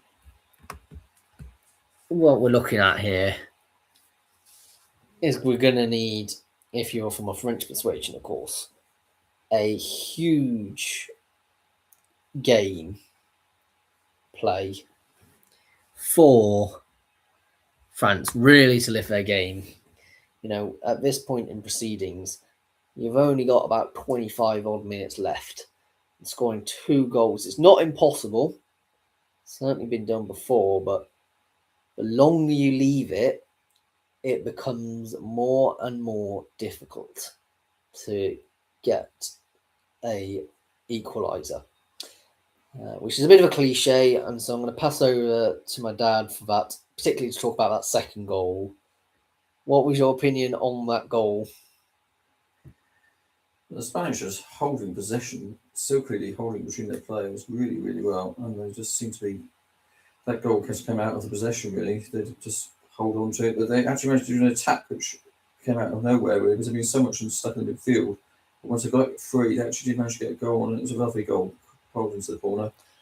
I'd say that Jamal, like you, I think that was a goal. I don't know if it was offside. It should be 3-0. I don't know what's happening to the French. They seem to be just not getting away. They're just not getting possession. Just can't get the ball. When they do get the ball, they look dangerous, but they're just not getting the ball 2/3 of the time, if not 3/4 of the time. They're just, if they're going to get back into this, they've got to get possession. They're just not getting possession. Thank you very much. Well, we are probably going to be seeing a Spanish change. David Beckham is in attendance there. One I can instantly recognise from the cluster of celebrities in attendance. Maybe not too surprising, that one. But it looks like we will be seeing several wholesale changing here. Shirky looks like he's coming on. Teo Hernandez maybe as well. I think Spain have got Ferran Torres preparing to come on as well. So a lot of possibilities for a change half or second duration half of this half rather. Yes, it'll be interesting to see who comes off. You reckon maybe in Dembele is coming off. So Lise, actually it is, and Luca Digne have their day coming to an end. I think Luca Digne is not on a great day, if you're honest. Shirky and Teo Hernandez are the two coming on. The Hernandez brothers have mainly featured both on the bench for the most of this World Cup, but played such a critical role in the 2018 one. Teo Hernandez being one of them, coming on today. And Pedro Porro caught sleeping in possession there. And that's too zealous in the challenge against Tchouaméni by Dani Olmo.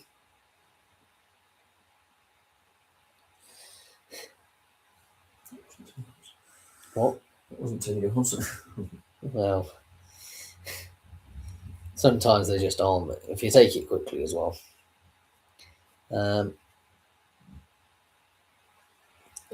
Bit of expansive play incoming. Lacroix. 5 attempts at goal for France, none on target. 8 for Spain, 2 of which on target. Shows kind of how clinical Spain have been. Block shot by Spain, and they can now mount a counter-attack, actually. Oyarzabal's done an amazing hold-up play. Ferran Torres is standing waiting to come on. And I think he'll come on now, actually. There'll be a throw-in. So it is going to be Oyarzabal's day who is over. And, well, it's mad to think it's 16 years since Spain were last time in the World Cup. Lamine Yamal would have only been a toddler. So yes, Ferran Torres coming on. And he immediately gets the header up against Teo Hernandez. Oh, there's an offside call there. And there's been a lot of offsides this game. Very tight in the midfield. Very tight field of play on. Yeah, it is quite a tight game, actually. Well, tight midfield game, you are right. It's one of the smaller pitches by the looks of it.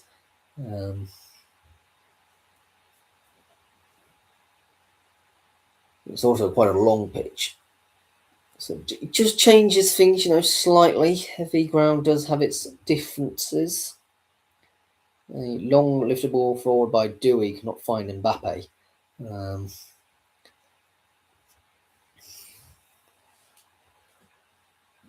think Mbappe's been poor today. It's just been so quiet.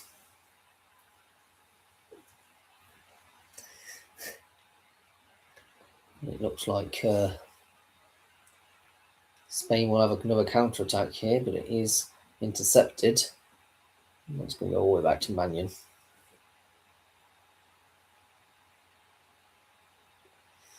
So I can't see France getting anywhere back in this game. It's just been a sort of a... Doesn't look like, maybe because of a cagey nature, I don't know, but doesn't feel like it's a game worthy of being shown on the World Cup semi-final. There has been a foul up against Mbappe, who's down holding his ankle. The angry Deschamps. There's Lamine Yamal with the challenge. It's a definite foul.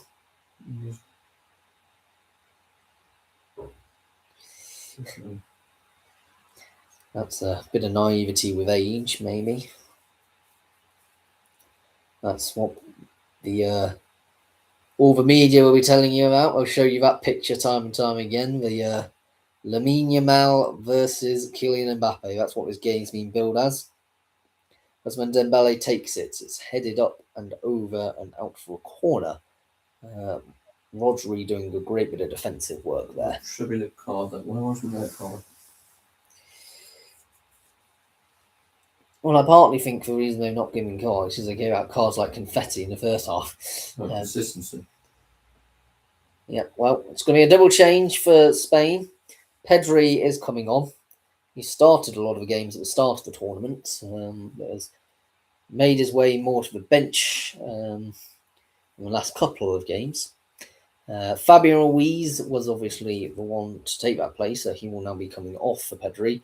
Dani Olmo is also having his day off or time now to go off as Marino comes on, and obviously we know how much of a threat he's been, having scored 2 goals off the bench already this World Cup.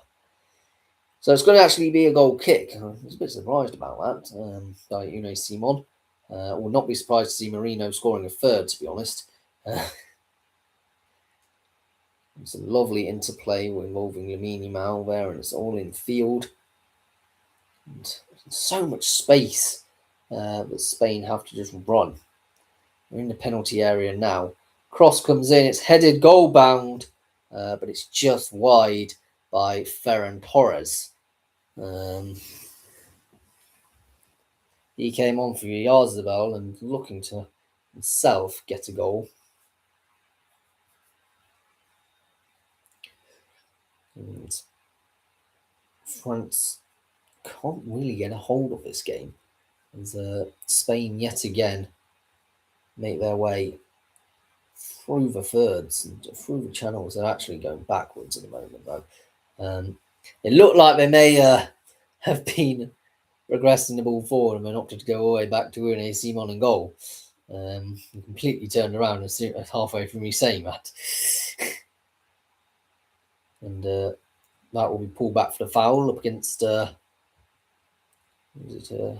Koundé potentially. Very quickly shown on the screen, and we didn't really see what the foul was.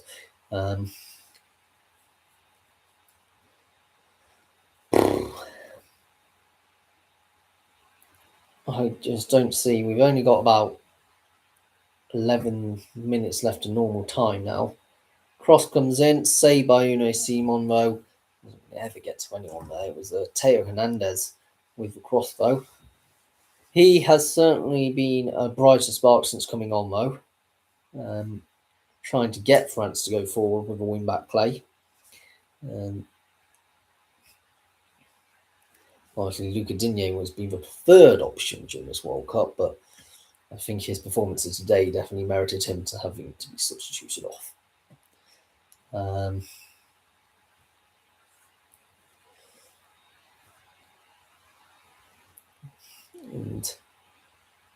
I mean, France are just not communicating there at all.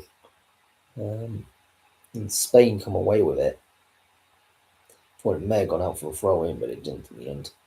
It was just on the line. And a fast break. Oh, it's gone out too wide and will be a throw in for Spain.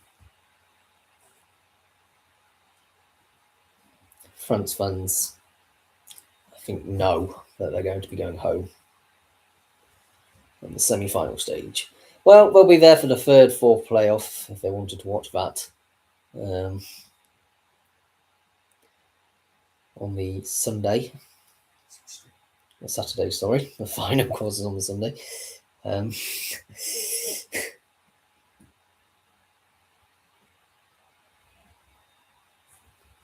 It obviously makes much more sense, but in my mind, the major football game should be on a Saturday. And that's poorly held, and France can do a counter-attack here. Unai Simon's in no man's land. He's headed it up. There's going to be a shot here. It's recovered, actually, by Unai Simon. I can't believe he's managed to get away with that. Doué saw the opportunity, but my days. Unai Simon, what are you doing? That header was straight to Douay, and if he took it on first time, he probably scores. But he's waited a second and took a touch. It's going forward by Douay. It's blocked out for a throw-in by Pedro Porro. It's taken quickly. Theo Hernandez. There's plenty of options going on. Tchouameni going out wide to Dembele. Infield.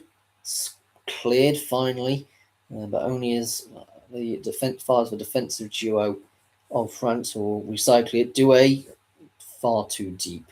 And Unai Simon's come off worse here. Holding on his head. I think a little bit of that maybe play acting for the cameras. You don't roll that much if you're actually injured. That's what I always think. He's hardly even got him in the face, to be honest, here, and there's always more in your chest. Well, yeah, I thought Simon managed to save that and didn't hold it, and Theo Hernandez was. I don't really think. Well, it's probably a goal kick. Nico Williams is looking to make an appearance. It was the favoured at the start of the World Cup, and then actually performances by Enya forced him to be dropped, and so far to settle for limited game time from the bench. Pedro Porro is coming off, as well as Baena, of course. Simon has so far 2 great headers. But Diego Llorente, by the looks of it, is also coming on. What a blast from the past that is. So Diego Llorente and Nico Williams. Your 2 names coming on. It's quite easy to tell which one Nico Williams is with his almost pineapple style haircut. And that stoppage in play. Actually, there's a French player's down. There's one in free kick there. I thought I was going to say saw Spain to go on an attack, but because of a foul, it was brought back for it. And France progressed forward.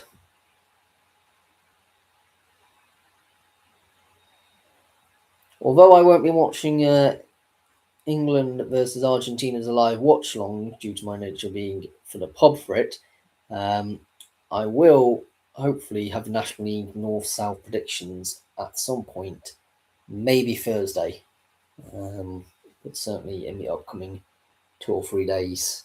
And hopefully the National League one's not too long after that.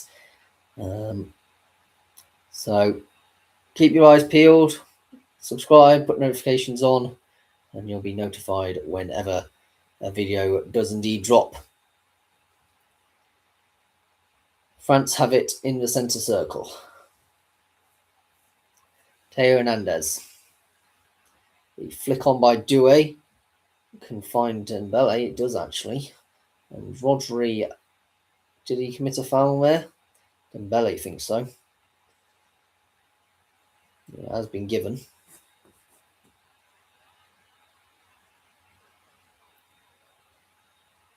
Dembele then with a free kick in a interesting position. It's cleared downfield by Spain, but Magnan's in the centre circle. He needs to be careful here.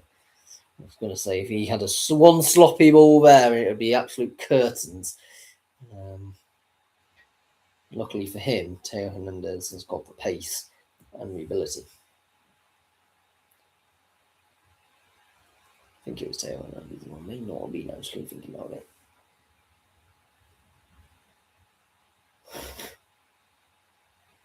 Well, that was ridiculous.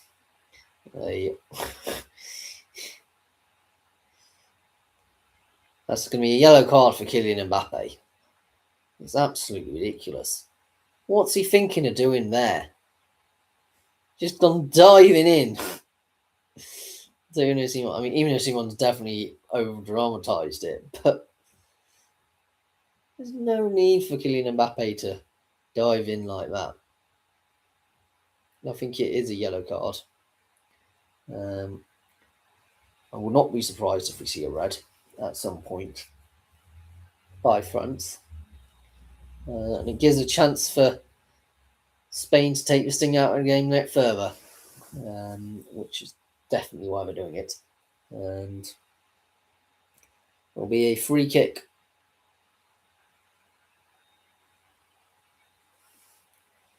I think Spain can smell the final.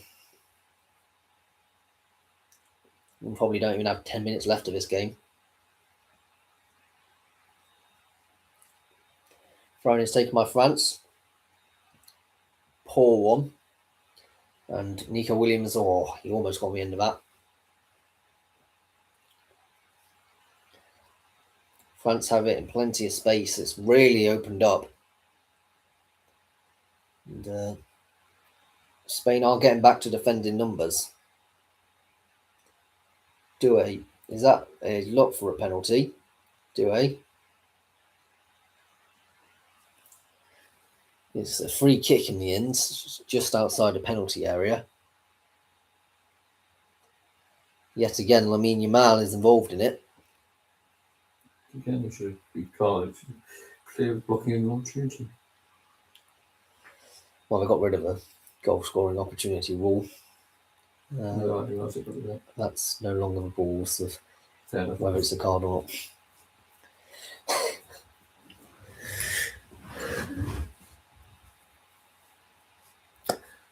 So free kick, Mbappe obviously standing over it, the only one doing so. He takes it, and he can't get it around the wall into the corner. You can see what he was trying to do. He had some curve on it, but it's too high in the end. It's not too bad of a free kick, that, to be honest. He had some whip on it. It's quite hard to whip a ball like that. He just can't keep it down. Well, it's 2-0 to Spain. 2 minutes of normal time left to go. And it's flicked on there, and Spain have a chance to wrong Lamine Yamal. There's no one there helping him at the moment. He's content to just keep possession. Is that going to... That is no foul. The referee is adamant that it's not.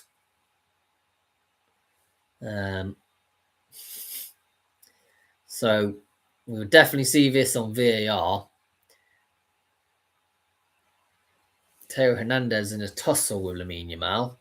It's definitely contact. It's definitely contact. 50-50. Yeah, no penalty is given. I think Lamine Yamal was definitely looking to make a bit of a meal out of it. France are progressing up the right-hand side. Dembele, I think it is. That might be Kone, actually. So hard to tell when they're all on the opposite side of a pitch. Always is. And lovely one-touch football from France. Where's this been all game? I can't quite get the final pass, though, as Cucurella does an excellent bit of last-ditch defending. Dembele lifts a cross in, headed away by Spain, yet again showing their prowess and why they've only conceded 1 goal this entire tournament. And cross comes in, headed up in the air. It's come down to feet at the moment, but at the moment, France can't really get a clear shooting opportunity. Cross comes in. It's gone past everyone in the end. I think maybe Cucurella got a touch on it. Cherki with the ball to Mbappe, that was blocked by Cucurella, by the way, moments before. I actually think Cucurella's had a very decent game. I don't know what SofaScore is currently saying, but they'll probably mark him down for some reason or another. They just don't seem to like him. They've given him a 6.8. Quite frankly, ridiculously low. considering what he's done this game. There's been 7 minutes at a time. We've played 1 minute of it, by the way. To Eno Simon. It's a long forward ball, which is just about recovered by France. The subsequent 50-50 is won by Spain. Nico Williams is making a run. Decided not to do opportunity. I don't think that was the greatest use of time to switch play, to be honest. I thought Nico Williams could have been on a break. Lamine Yamal. Theo Hernandez yet again getting the better of him. I think Theo Hernandez has managed to get Lamine Yamal number, to be honest, since he's come on. How different it would have been if he started as opposed to Luca Digne. You do have to ask the questions. A long lifted ball forward for France. We can maybe get something in the dying moments of this game. But Spain forced them wide and ultimately will be cleared. Rodri.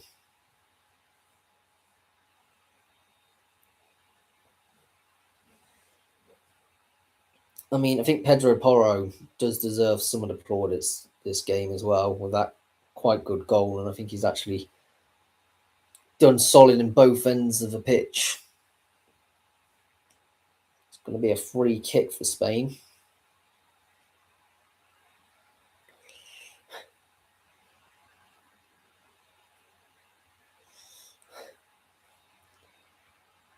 Sergio Ramos in attendance. Bet he's absolutely delighted. Being one of them Spanish legends who I believe was involved in the last time Spain won the World Cup. He loved a red card and a strong tackle, didn't he? Spain just keeping possession as they have done all game. So seen France really struggle to get a hold on it. It's all the way back to Simon in goal. Just slices it up in the air.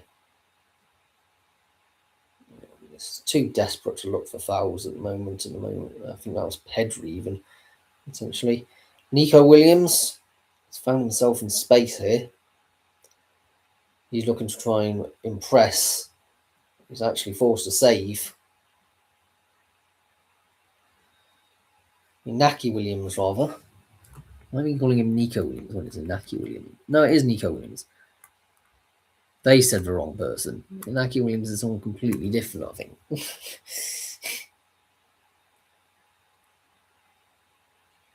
Let's take a throw in into the centre circle. I want to be a very late challenge if I make contact. Shot goes straight to Simon by Dembele. He's not been good today. His decision making has just been all wrong. Yet again, it's Cucurella who's forced him to make the decision. Oh, boo-hoo, there's a kid crying. There are semi-finals. Get over it. France won it relatively recently anyway. It's always better when there's new winners. At least for finals last year, not last year, the last World Cup as well. Clearly had a very successful time at things.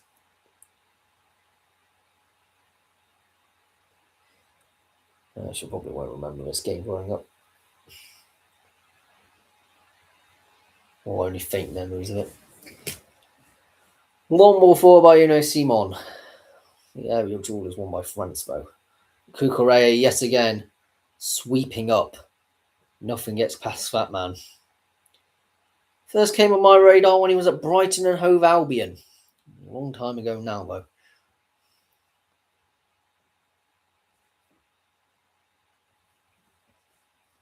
A very talented player.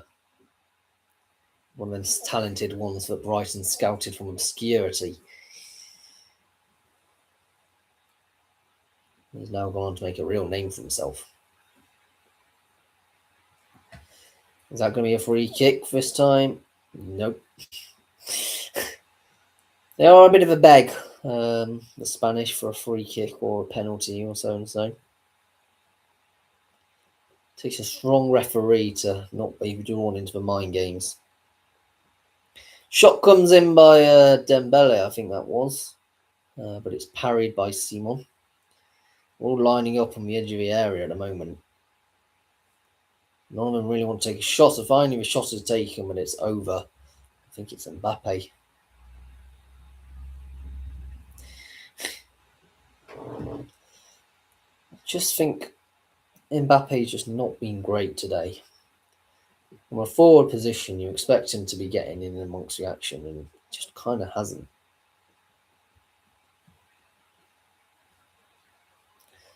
Who's bringing a megaphone to a flipping World Cup game?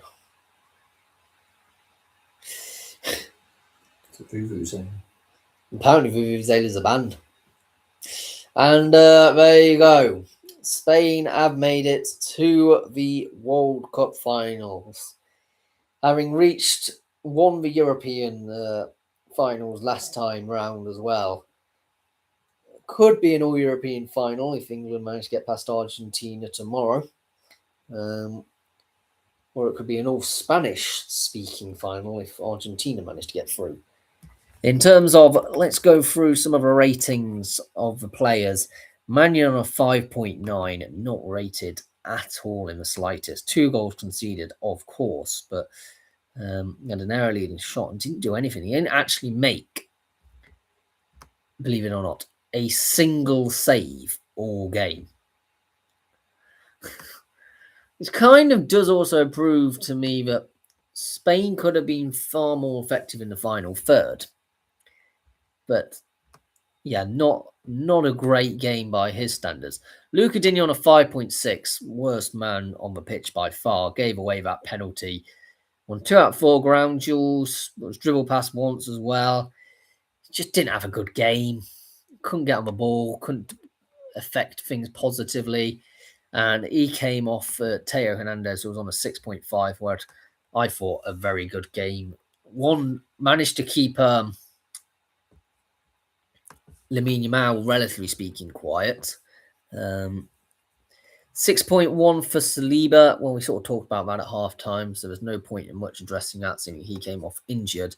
But it must be worth mentioning that his successor, Lacroix, on a 6.5, I thought had a very good game, Lacroix. Considering all of the things, he won 3 out of 5 aerial duels, 1 out of 3 ground duels. I thought he was all right defensively. Not as good, though, as his defensive counterpart, Upamecano, on a 6.5. A very good performance by him. A big, strong defensive unit. 7 recoveries, 4 clearances. He did have an area leading shot and was drilled past once. But you just know that 9 times out of 10, he's going to be a solid unit. 6.3 for Koundé, definitely faded in the second half, I think it's fair to say. And I just felt couldn't quite impact the game as the game went on. 6.5 for Rabiot, had a yellow card, and that was only really his highlights, to be honest. Other than that, had a very ineffective game, eventually having to come off at half time for Manu Kone, who had an even less effective game on a 6.1. So neither of which had a good game, to be honest. 6.8 for Tchouaméni. I was much more impressed in the second half with Tchouaméni in all. Was slightly better at controlling the midfield tempo.